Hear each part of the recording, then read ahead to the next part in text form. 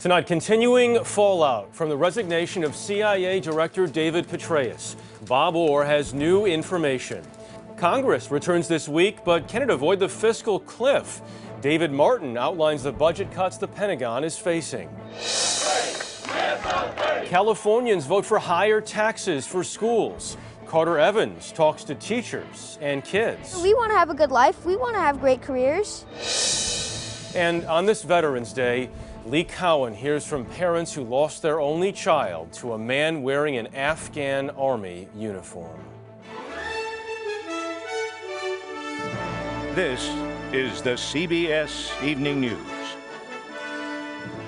Good evening, everyone. I'm Jeff Glor. 2 days after the abrupt resignation of CIA Director David Petraeus, more details are emerging about the chain of events that led to his departure. We begin tonight with Bob Orr in Washington. Good luck, sir. Thank you. Sources say the downfall of CIA Director David Petraeus was rooted in jealousy. The FBI uncovered evidence of an affair between Petraeus and his biographer Paula Broadwell after she sent harassing messages to another woman who Broadwell thought was too close to Petraeus. Sources have identified the second woman as 37-year-old Jill Kelly of the Tampa area. CBS News has been told Kelly is a civilian who does work for the U.S. Central Command. Petraeus headed the Central Command from late 2008 to mid-2010, and during that time presented Kelly and her husband an award for raising money to pay for junior enlisted men and women to attend military balls. Petraeus has told friends that he had no romantic involvement with Kelly and only saw her when she was with her husband. Law enforcement officials say they found no evidence to refute that and describe Kelly as a victim who received and reported threatening messages. Some close to Petraeus say he's told them the affair with Broadwell began about 2 months after he took over the Central Intelligence Agency in September 2011, and the affair ended about 4 months ago. Friends of Petraeus say he described the trysts with Broadwell as infrequent, and he said he never pursued her after the affair ended. Now, law enforcement officials stressed to us that Kelly is in no trouble at all. In fact, no one is likely to face any criminal charges here. The FBI investigation in the end found only a personal affair and no concerns about national security. Bob Orr, thank you. After 52 days away, members of Congress get back to work on Tuesday to the exact same place they left, the edge of a fiscal cliff. Unless action is taken by January 1st, the Bush-era tax cuts expire and across-the-board spending cuts automatically take place. The total cost, $1.2 trillion in spending cuts over a decade. The Congressional Budget Office says that contraction would lead the unemployment rate to rise to 9.1%. On Face the Nation today, Lindsey Graham said while Republicans would not support raising taxes, they would consider other ways of raising revenue as part of a comprehensive plan. Failure is not an option for the country when it comes to fiscal cliff. House Speaker John Boehner held a conference call with his members telling them compromise was needed. Obama senior advisor David Axelrod called Boehner's comments to members encouraging. I think there are a lot of ways to skin this cat, so long as everybody comes with a positive, constructive attitude toward the task. If the automatic spending cuts happened, exactly 50% of the burden would fall on the Pentagon. National security correspondent David Martin lays out what that would mean. The dreaded sequestration would double the $500 billion in cuts the Pentagon is already planning to make over the next decade. Defense Secretary Panetta has not minced words about what that would mean. That if sequestration is allowed to go into effect, it'll be a disaster for national defense. According to Panetta, the new American strategy of pivoting away from the wars in Iraq and Afghanistan toward the Pacific and an emerging Chinese superpower would come undone. All of that can go to hell if this Congress doesn't face up and deal with the issue of sequestration.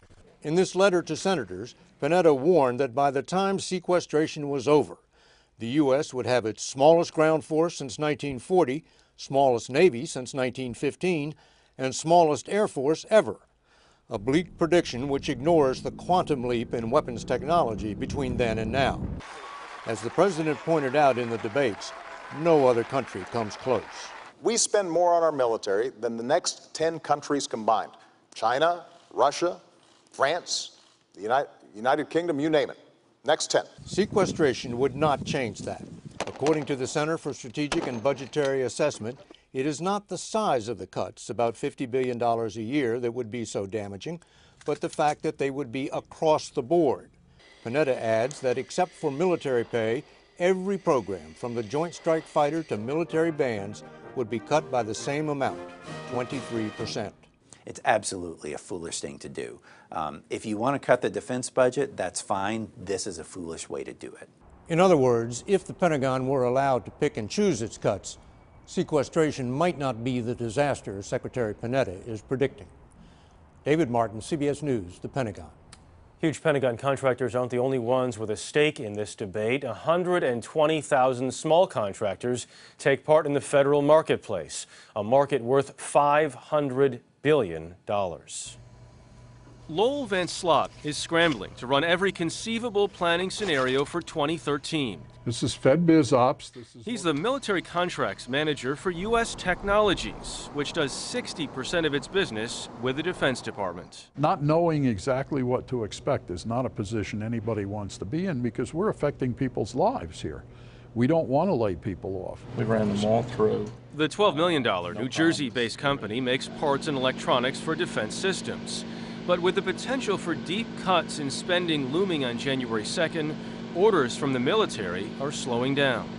They were supposed to order 400 of something. So far, they've ordered 2.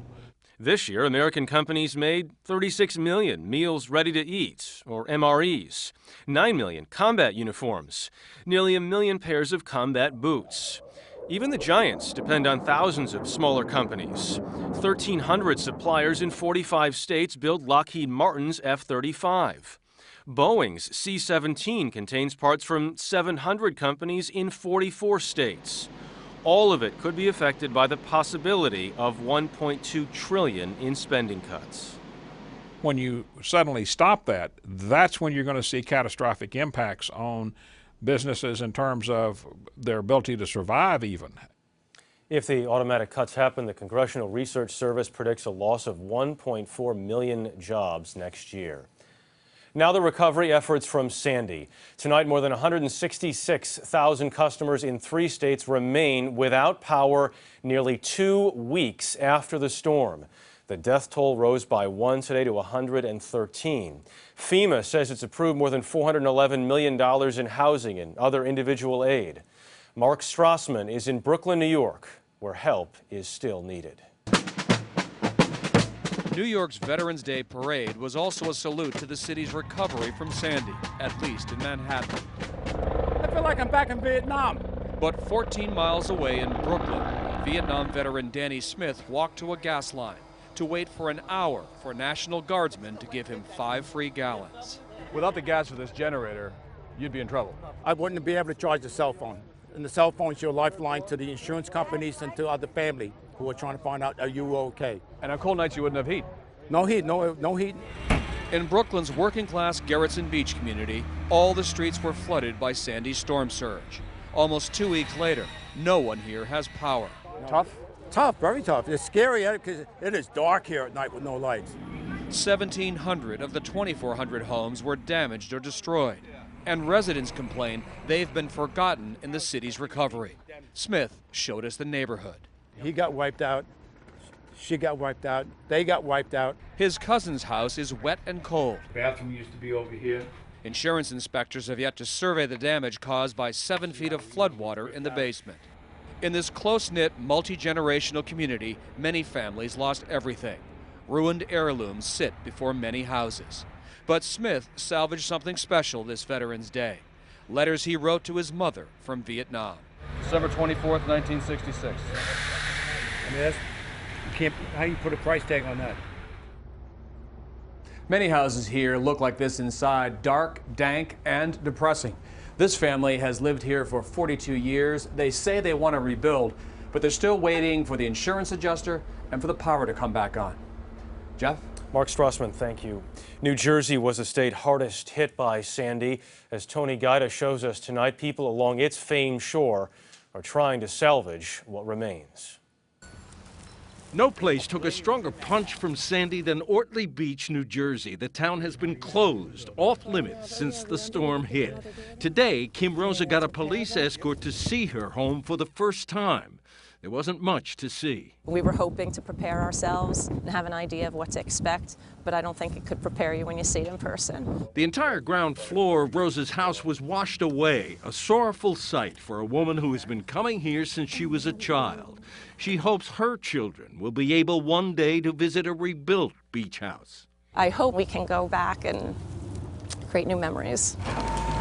40 miles up the coast in Union Beach, reclamation is well underway. Carol Doherty lost everything inside her home to Sandy, but Mennonites from Pennsylvania are among the many volunteers who've been here for a week, helping her and other homeowners recover. I think it's starting to hit me today. But I still have to be grateful. There are friends that I work with that don't even have a home. Of the 2,300 homes here in Union Beach, fully 1,400 sustained damage. 50 were destroyed. But homeowners here, as with those across the Jersey Shore, vow to rebuild if they can. Tony Guida, CBS News, Union Beach, New Jersey. Later, insider attack. The sorrow and anger of an American family whose son was killed by an Afghan soldier. The Chinese businesswoman criticizing her country's leadership at a very delicate time. And Californians decide to raise taxes on themselves. The implications of Prop 30. Those stories when the CBS Evening News continues.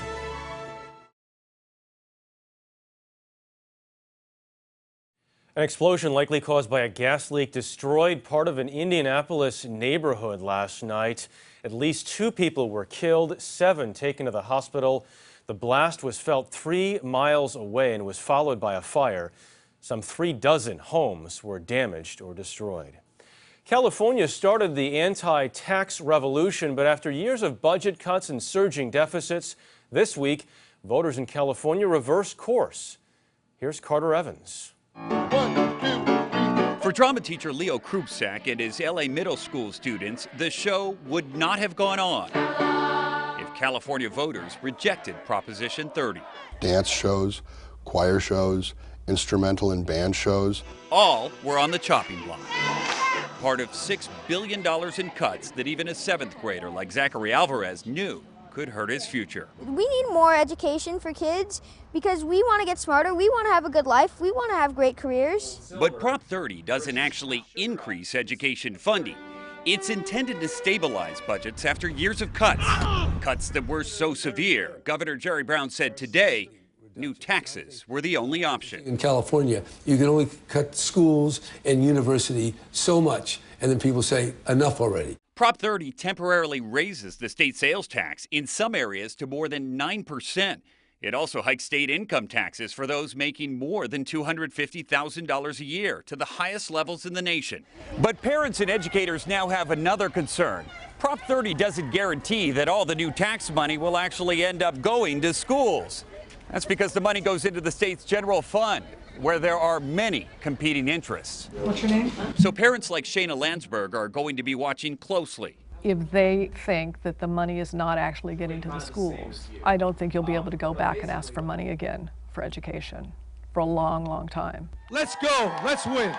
It was a hard-fought campaign, and many teachers woke up Wednesday morning unsure if they'd get a taxpayer reprieve. But the measure passed with 54% of the vote. At first I was really surprised and then relieved and humbly grateful to the voters. Grateful because California voters did the unthinkable, increasing their own taxes, hoping to save public education. Carter Evans, CBS News, Los Angeles. Up next, she's a woman who dares to push limits in a country with a history of crushing calls for change.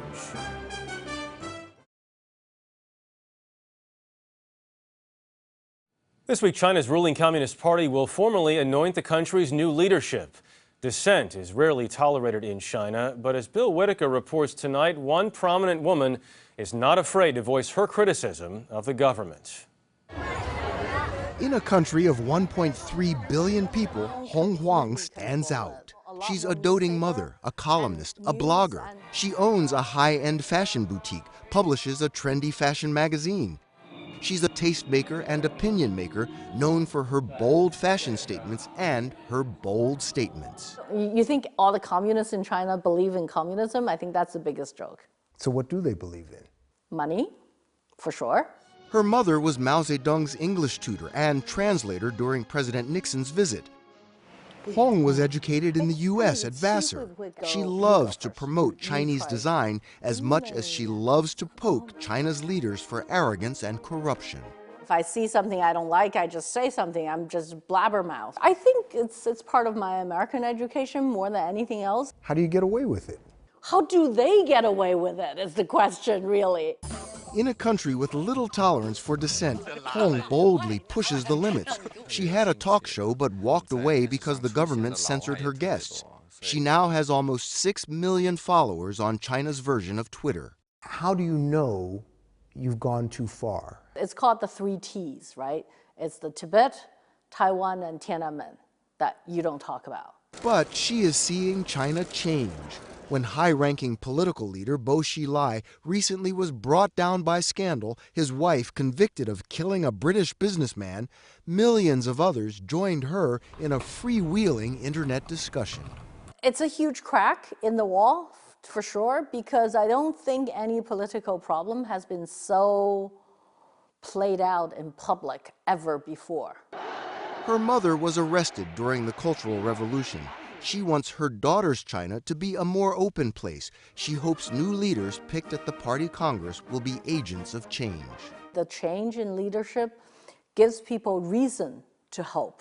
There's an opportunity there. Possibility of change. There's a possibility, right, exactly. If not, Hong Huang will speak out. Bill Whitaker, CBS News, Beijing. Just ahead, remembering a young American soldier shot to death by a supposed Afghan ally.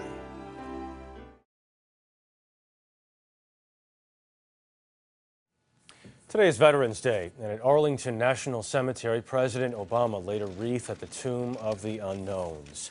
In Afghanistan, another so-called insider attack. A gunman wearing an Afghan army uniform shot and killed a British soldier in the country's southern Helmand province. 61 members of the U.S.-led coalition, including 37 Americans, have died so far this year in 44 attacks by Afghans wearing army or police uniforms. For at least one American family who lost a loved one, an insider attack isn't combat at all. As far as they're concerned, it's murder. Lee Cowan has their story. It was supposed to be a 9-month deployment. And Army Specialist Mabry Anders, just 21, would have been home from Afghanistan in time for Thanksgiving. Instead, his body came back to Baker City, Oregon on Labor Day, to a hero's welcome. All the way into town, people lined both sides of the streets and holding flags, just showing their support. Mabry had joined the Army right out of high school. He was smart, good with a rifle, and level-headed. It was the best his mom Jen and stepfather Troy could hope for. If it were a fair fight, you know what I mean? If Mabry was given the chance, then we knew he would be okay. But a few months back, Mabry's usually upbeat emails changed. The last thing that he wrote was that he was scared and he was afraid he wasn't coming home. And what was he afraid of? He said where he really felt that his most dangerous part of his job was working with the Afghan soldiers. He thought that if something was going to happen, that's probably what was going to get him. Did he feel like he was constantly looking over his shoulder? Mm-hmm. Yes. He quit sleeping. He wouldn't sleep at all. In August, Mabry's unit was clearing a vehicle hit by a roadside bomb when an Afghan soldier in a passing convoy opened fire. Mabry and Staff Sergeant Chris Birdwell died instantly. Basically, his gun holds 75 to 100 rounds, and he shot them all at both of them within 10 seconds. And none of the Afghan soldiers, the other guys that were with him, tried to stop him in any way, shape, or form. The gunman was later killed by U.S. troops. His family, claiming he'd been trained by the Taliban, called him a martyr. He's not a martyr, he's just a murderer. That's not combat, that's just cowardice. Trust between U.S. and Afghan forces is being tested as never before. And Mabry's family fears the Afghans' patience is wearing thin too. We talked with Mabry, of course, and his friends, and they feel like the vast majority of the people don't want him there anymore. They feel like they really do hate him. Mabry didn't expect war to be an easy fight. What he did expect was a fair fight. Lee Cowan, CBS News, Baker City, Oregon. That is the CBS Evening News tonight. Later on CBS 60 Minutes. I'm Jeff Glor, CBS News in New York. Scott Pelley will be here tomorrow. Good night.